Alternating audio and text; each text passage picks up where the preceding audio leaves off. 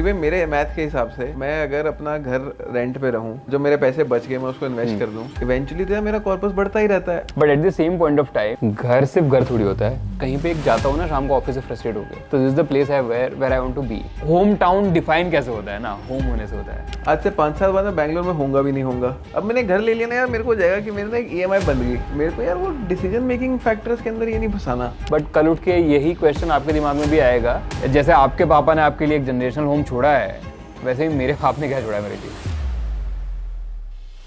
We got so many questions on our podcast asking about specific investment asset classes and personal finance decisions. We heard you. Here we are starting a new video series to answer them all. Hello and welcome to Power Academy. And our first topic is the oldest debate in the history of personal finance: buy versus rent. So on one side we have Ishan, who has bought a house, and on the other side we have Ritij, who strongly supports rent. So let's understand what each of them have to say and then decide for you which one is better. Let's get started.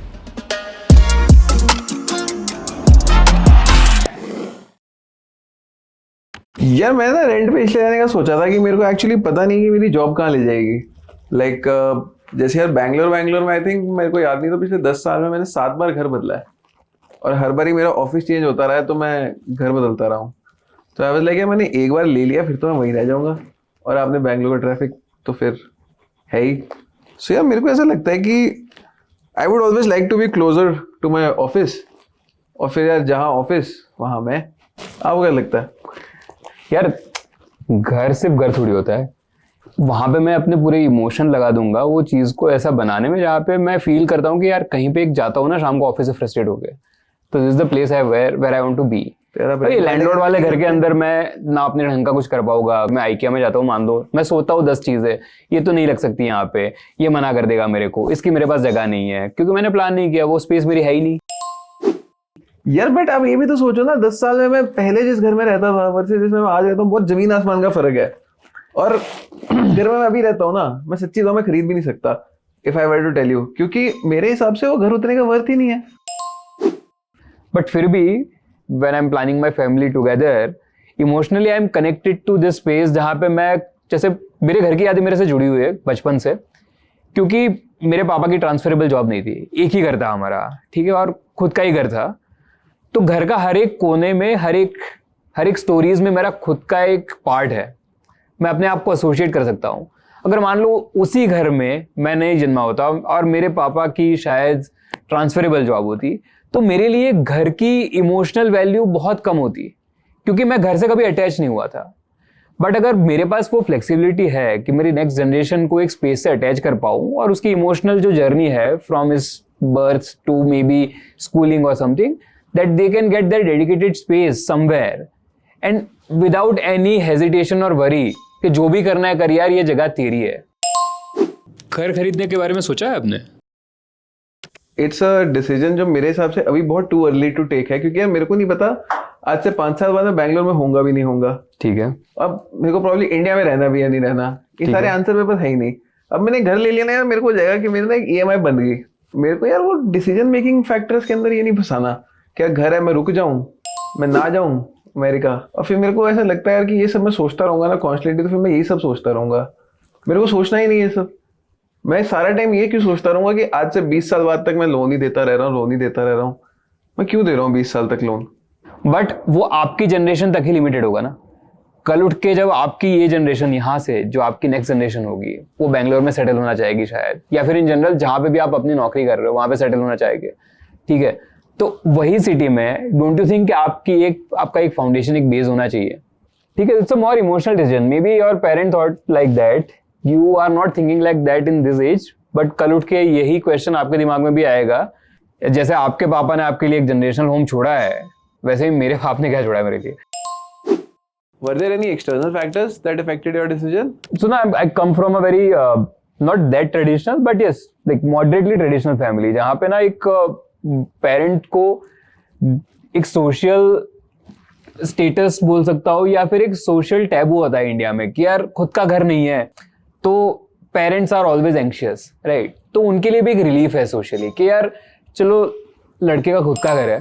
कल को अगर मेरे साथ कुछ भी ऊंच नीच होगी ठीक है, कल को हमारी कंपनी बंद हो गई, ठीक है, नहीं मिली नौकरी 6 महीने ठीक है। उसके बाद शायद, और मेरे पास फिर सर पे मेरे बैंक नहीं है ना यार, हर महीने 50,000 रुपए भरने हैं, हाँ, वही तो प्रॉब्लम है यार। आप ये सोचो, चलो मैंने मैथ बनाया था इसका बैठ के कि भाई मेरे मैथ के हिसाब से मैं अगर अपना घर रेंट पे रहूं ठीक है, और जो मेरे पैसे बच गए मैं उसको इन्वेस्ट कर दूं, इवेंचुअली तो यार मेरा कॉर्पस बढ़ता ही रहता है। और उससे होता है यार, पता है क्या है, मैं बताता हूँ, मोटा मोटा 10% बढ़ा है आपका घर साल दर साल, हाँ, पैसा मेरा बढ़ा है 25 से 26% के बीच में साल दर साल। एंड मैं एज्यूम करता हूँ चलो ठीक है, और रियल एस्टेट इंडिया में बूम करेगा, बहुत बढ़ जाएगा, ठीक है, 10 का कितना हो जाएगा आपके हिसाब से?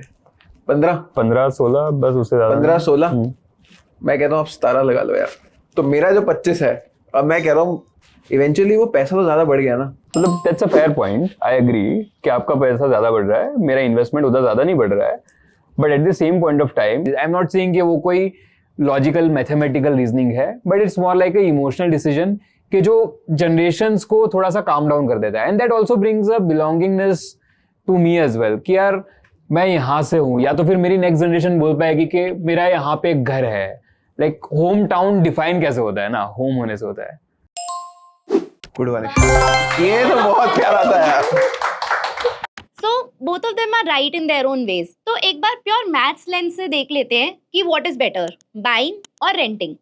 In fact, I have a very simple calculator for this. So suppose you are in Bangalore, your rent is 30,000. It increases by 5% year on year, and आपका security deposit is 1 lakh, which is 3 months of rent. On the other hand, if you choose to buy a house, let's assume property का value is 1 crore. आपका down payment is 20 lakhs, and loan is for 8.5% 20 years. In fact, buying a house में कुछ one time cost भी होती हैं, like interior cost, registry, annual maintenance. तो इन सबको भी you can include in this calculator. And third, very important, is your investment strategy. So whether you plan to buy or rent a house, whatever money you are saving, you will invest it somewhere. So let's assume you are investing in any index fund that gives you 12% returns. So let's see what this calculator tells you. The calculator tells you that you're better off renting the house by almost 70 lakhs. But ये कैसे calculate हुआ? That is most important. मैं बताती हूँ. So let's look at the rent first. Rent में आपका wealth 3 चीजों की वजह से बना. First is the investment gains. So अगर आप rent करते हो and you are not buying, you are saving on the down payment, you are saving on the one time cost, and आपने एक one time security deposit दिया है for rent. So net ये जो पूरा corpus है, आपने 12% पे invest किया for 20 years. That leads to 2.8 crores का corpus. Second, you're also saving because of the HRA because you are renting. And third is EMI savings. तो EMI तो constant रहता है but आपका rent बढ़ता जाता है. तो for significant years आपका rent कम होगा आपके EMI से. And all of that amount you can invest at 12% for 20 years. And ये corpus बनता है 2.8 crores. And on the other hand, what you pay is the rent for 20 years. Adjusted for 5% rent increase, that amounts to 1.2 CR. And hence, in rent, the total wealth that you make is almost 4.65 CR. So in buying, your wealth is made from 3 components. First, and the major part comes from the property value. तो आपने जो 1 crore का घर लिया था, over 20 years, it increased by 9% year on year, and that amounts to 5.6 CR. Second, you also make some gains because you are taking home loan, so कुछ tax benefits होते हैं. The third is rent savings. So remember, your rent keeps on increasing while your EMI remains constant. So for a couple of years, your rent will be higher, and ये difference आप invest कर सकते हो for 12%. So this was the total wealth you accumulated. And on the other hand, what you paid is your EMIs for those 20 years, and all of those one-time cost and maintenance cost. And net in buying, आपका total wealth बना 4 crores. And hence, renting is better than buying, speaking mathematically. So ये तो हुई numbers की बात. But buying a house is very emotional. तो आप किसकी साइड हो? Numbers या emotions? Tell us in the comments.